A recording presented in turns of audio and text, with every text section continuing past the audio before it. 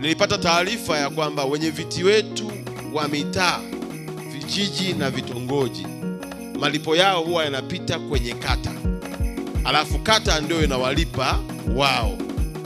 Naomba kutumia fursa hii kwenye baraza hili la madiwani kutoa maelekezo kwenye mkoa mzima.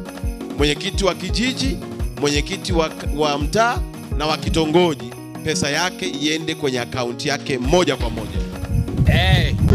Mmesikia Makonda? Mimi sitaki niongee sana. Nyinyi watendaji nyinyi, sitaki niongee sana. Nyinyi mnawachukuliaje mwenyekiti wa vijiji? Unajua mwenyekiti wa kijiji ni mtu mkubwa kuliko hata wewe mtendaji. Wewe hapo ulipo umesoma, mwenzio ameteuliwa na wananchi. Wewe hapo unaweza ukaondolewa siku yoyote ile, wanakagua vyeti feki wanakuondoa. Lakini yule ambaye ameteuliwa na wananchi ndio mkubwa, ataendelea kubaki pale pale. Naomba nieleweke.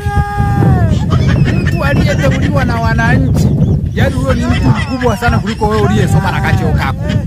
Waacheni wenyekiti na wenyekiti wa vijiji na vitongoji wale maisha. Mara kusanya mapato lete huku, wewe umekuwa nani? Wewe ni nani kwani? Wewe ni nani mwenzetu? Wewe